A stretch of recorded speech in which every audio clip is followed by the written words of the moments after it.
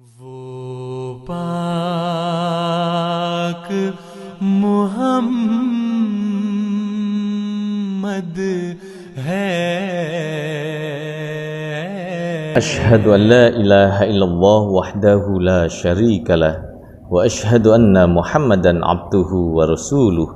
Amma ba'du, a'udzu billahi minasyaitonir rajim. Bismillahirrahmanirrahim. Ud'uni astajib lakum. Al-Mu'min ayat 61. Berdoalah kalian, aku akan mengabulkannya. Hadirin para pendengar yang dirahmati Allah Ta'ala di mana saja Anda berada, Assalamualaikum warahmatullahi wabarakatuh. Alhamdulillah kita bisa berjumpa kembali di dalam daras Ramadan kita. Dan tema kita pada kesempatan kali ini adalah berkenaan dengan falsafah doa. Mengapa tema ini dikemukakan? Karena termotivasi daripada sabda Hadrat Masih Maud Imam Mahdi alaihissalam. Islam adalah agama yang hidup dan satu-satunya agama yang dengan menganutnya seseorang dapat melakukan komunikasi dengan Sang Pencipta serta ke dalam ikatan perhubungan yang erat dengan Allah Ta'ala. Salah satu sarana untuk membuktikan bahwa melalui agama ini kita bisa melakukan komunikasi, bisa mukallama mukhatabah dengan Allah Ta'ala adalah doa. Sehingga insya Allah Ta'ala kita akan memiliki ikatan perhubungan yang kuat dengan Allah Ta'ala. Hadirin, beberapa hari ini kita sedang berada dalam bulan Ramadan, bulan yang selama ini kita nanti-nantikan, dan di mana Rasulullah SAW menyebut bulan ini juga sebagai bulan doa. Untuk itu kita perlu memanfaatkan kesempatan istimewa ini untuk menambah ketakwaan kita dan banyak memanjatkan doa-doa kepada Allah Ta'ala. Berkaitan dengan doa ini, Hadrat Masih Maud alaihissalam bersabda bahwa doa mempunyai peranan sangat penting di dalam kehidupan rohani setiap mukmin. Boleh dikatakan bahwa kehidupan rohani seorang mukmin tanpa doa bagaikan seekor ikan tanpa air. Kalau kita perhatikan sabda yang mulia daripada Hadrat Imam Mahdi alaihissalam ini sungguh sangat menarik, bahwa doa itu memiliki peranan yang sangat penting di dalam kehidupan kita sebagai hamba-hamba Allah.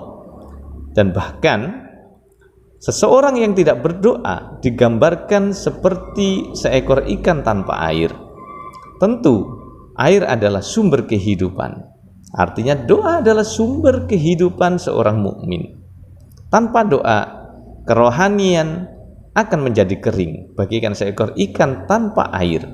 Lama-kelamaan seorang mukmin akan mati kerohaniannya jika tidak pernah menjalankan atau menjalin komunikasi dengan Allah Ta'ala.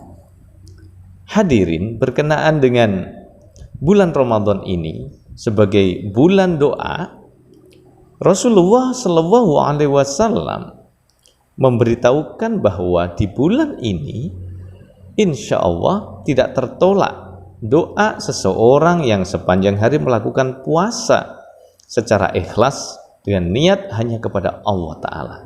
Beliau SAW bersabda bahwa ada 3 orang yang beriman yang doanya tidak akan tertolak.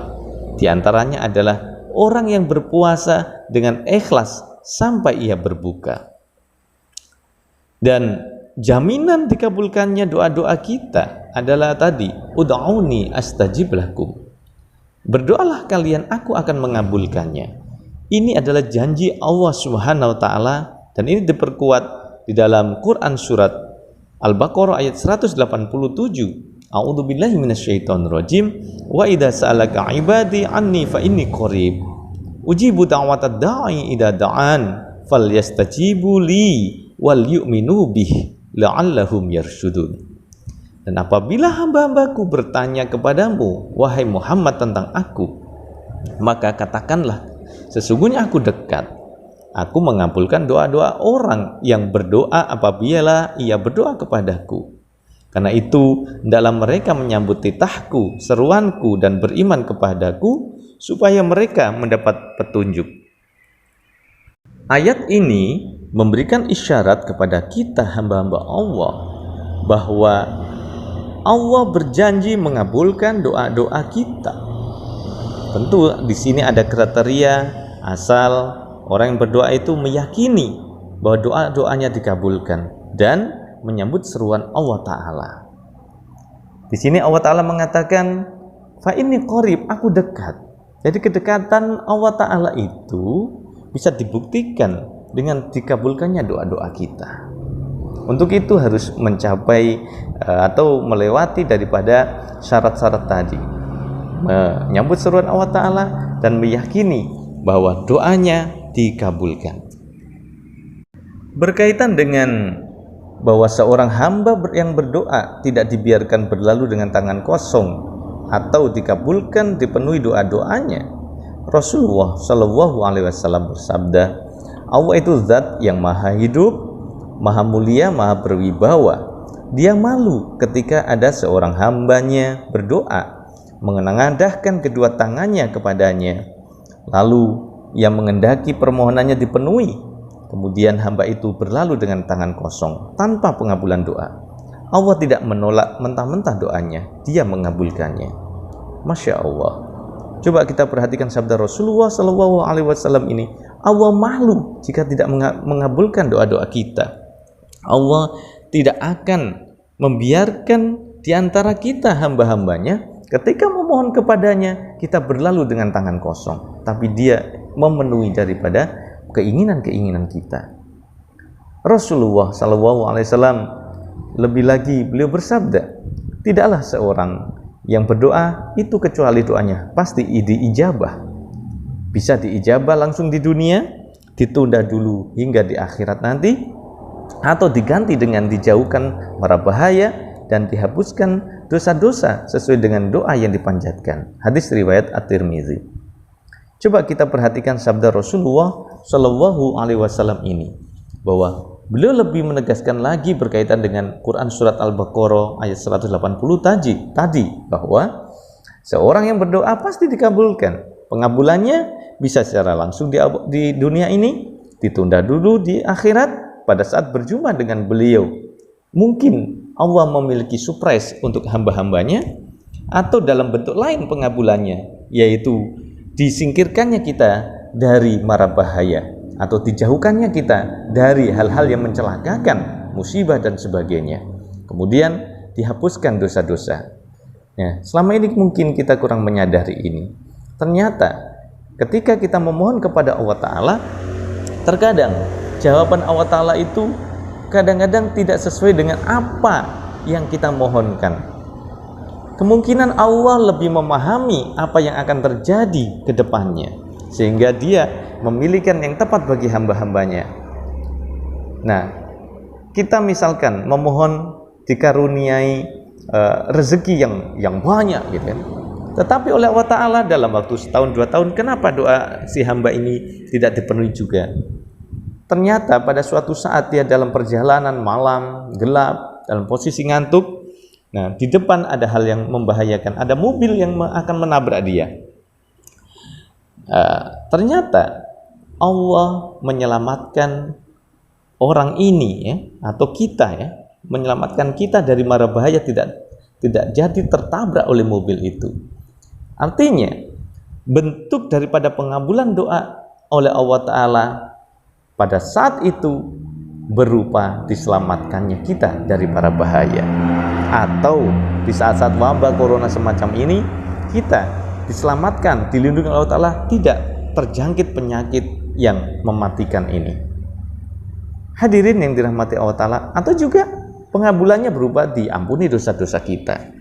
Alangkah indah apa yang dipilihkan Allah buat hamba-hambanya ini. Hadirin, agar kita lebih tahu, ya, lebih memahami tentang falsafat doa, ada rahasia berdoa. Jadi ada cara agar doa-doa kita dikabulkan oleh Allah Ta'ala.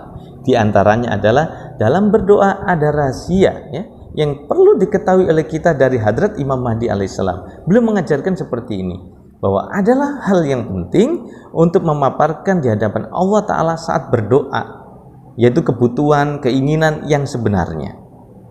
doa hendaknya dipanjatkan dengan sepenuhnya. Jadi kalau kita perhatikan sabda beliau ini, bahwa pada saat kita berdoa hendaknya menyebutkan secara rinci kebutuhan kita. Benda-bendanya disebutkan, minta bolpen kah, minta sepatu kah, atau minta keimanan, kesehatan dan sebagainya. Bukan berarti Allah tidak maha tahu isi hati kita, tapi supaya setiap ucapan doa yang dipanjatkan itu membekas dalam diri kita dan memahami apa yang dimohonkan, lalu mengingat-ingatnya, kita mengerti doa-doa mana saja yang sudah dikabulkan dan mana yang belum, atau tadi dirupakan atau dalam bentuk diselamatkan kita dari mara bahaya atau diampuni dosa-dosa kita, atau nanti diberikan pada saat di yaumil qiyamah atau saat menghadap Allah Subhanahu wa taala. Berkaitan dengan ini, Rasulullah SAW pun mengajarkan demikian, bahwa saat berdoa sebutkan nama-nama yang diperlukan, sebut benda-bendanya atau apa keinginan kita, sehingga Rasulullah mengajarkan salullaha kulla syai'in hatta shis'a. Di dalam hadis Al-Baihaqi, Rasulullah bersabda, mintalah kepada Allah bahkan meminta tali sendal sekalipun. Coba, hanya meminta tali sendal pun mohonlah kepada Allah Subhanahu wa taala. Artinya Rasulullah meminta kita sebutkan nama benda itu, walaupun itu tali sendal atau tali sepatu. Ada perkataan juga seorang ulama yang dikenal, yang sangat soleh, yaitu Ibnu Rajab rahimahullah alaih, bahwa dahulu para salaf atau orang-orang soleh meminta kepada Allah dalam sholatnya semua kebutuhannya, sampai-sampai garam untuk adonan makanan dan tali kekang untuk kambingnya sekalipun dimohonkan kepada Allah Subhanahu wa taala. Coba. Jadi benda-benda itu, walaupun garam, walaupun tali kekang untuk kambing, mintalah kepada Allah Ta'ala.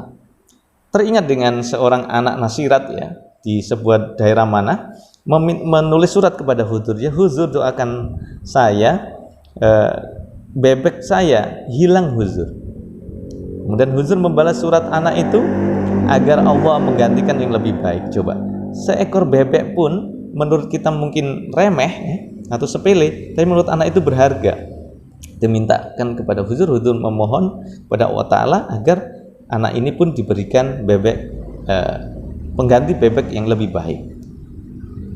Sebelum saya selesaikan daripada daras ini, sedikit saya singgung bahwa rahasia yang lain agar doa dikabulkan menurut Hadrat Imam Mahdi alaihissalam yang lainnya adalah bahwa syarat dikabulkannya doa adalah hati bersih suci. Hal ini sebagaimana beliau sabdakan bahwa sampai hati menjadi suci murni, doa tidak diterima. Huzur kita yang kelima juga bersabda, jika hati Anda dipenuhi dengan dendam mengenai seseorang, bahkan dalam kaitannya dengan masalah-masalah duniawi tertentu, doa tidak diterima oleh Allah Ta'ala. Jadi sangat penting ya bagi pengabulan doa bahwa semua kekotoran hati seperti dendam, kebencian pribadi ditinggalkan, dan permohonan yang dirasakan oleh hati dilakukan untuk mencari pertolongan Allah, sehingga perlu mendapatkan pemurnian hati yang tetap. Kemudian juga beliau menyebutkan makanan yang kita makan pun harus bersih, agar itu, karena itu berpengaruh pada doa-doa kita. Makanannya halal, insya Allah Ta'ala mempengaruhi doa-doa dikabulkan oleh Allah Subhanahu wa Ta'ala. Seperti yang dikatakan oleh seorang Imam Ja'far As-Shadiq ya, yang dikenal di orang-orang Syiah. Beliau mengatakan begini, apabila seseorang di antara kamu menghendaki agar doanya dikabulkan, ia harus membersihkan pekerjaannya dan membersihkan dirinya dari apa yang diperolehnya secara tidak halal dari manusia. Karena Allah tidak menerima doa dari seorang hamba yang mengandung sesuatu yang diperoleh menjadi miliknya dari orang lain secara tidak halal. Coba kita perhatikan ini. Ini sangat penting untuk kita perhatikan doa-doa kita agar dikabulkan oleh Allah Subhanahu wa Ta'ala. Kemudian dalam berdoa juga kita harus memperhatikan keperihan hati. Hadrat Masih Maud alaihissalam bersabda, perasaan tertekan, merintih dan perih hati adalah syarat pengabulan doa. Dan ini kan terjadi juga ya, ada kisah zaman Rasulullah, ada seorang ibu yang begitu sayang kepada anaknya, itu tidak ingin kehilangan anaknya. Anaknya pada saat itu posisinya sakit parah. Oleh para sahabat dianggap anak ini sudah meninggal dunia, ditutupilah wajahnya dengan kain. Kemudian seorang ibu itu dihibur oleh sahabat ini, wahai ibu, memintalah pahala dari Allah Ta'ala akan musibah yang engkau hadapi. Seorang ibu itu mengatakan, apakah anakku sudah tiada? Iya, jawab kami, kata sahabat. Kemudian orang wanita tua ini berdoa, ya Allah, kami atau hamba jangan engkau uji seperti ini ya Allah, katanya. Ya Allah, engkau tahu bahwa aku pasrah kepadamu, berhijrah kepada Rasulmu dengan harapan agar engkau berkenan menolongku dalam tiap kesulitan. Ya Allah, janganlah engkau timpahkan kepadaku musibah ini pada hari ini. Doa-doa ibu ini ternyata dikabulkan Allah Ta'ala. Dibukalah penutup wajah anaknya itu. Ternyata anak itu pun membuka matanya, atau terbukalah matanya. Doa penuh dengan rintian yang disampaikan oleh seorang ibu untuk anaknya kepada Allah Subhanahu wa Ta'ala. Nah, coba, artinya keperian hati yang dilakukan dalam berdoa itu sangat penting, dan ini juga yang didukung oleh Rasulullah Sallallahu Alaihi Wasallam. Saya kira ini saja mungkin yang dapat disampaikan. Mudah-mudahan di kesempatan lain tentang falsafah doa ini bisa kita sampaikan kembali. Ya, tentu ya, doa-doa itu biar dikabulkan oleh Allah Ta'ala, tentu kita ada syarat-syarat atau rahasia-rahasia yang harus kita ketahui, baik itu keperian hati maupun kebersihan hati, kebersihan lidah, atau juga pada saat kita bangun tengah malam, pada saat menghadap Allah Ta'ala, di saat-saat orang lain sudah dalam terlelap tidur. Ini penting. Mudah-mudahan kita mampu menjadi orang-orang yang selalu doa-doa kita dikabulkan oleh Allah Subhanahu wa Ta'ala. Wabillahi taufiq wal hidayah. Assalamualaikum warahmatullahi wabarakatuh. Muhammad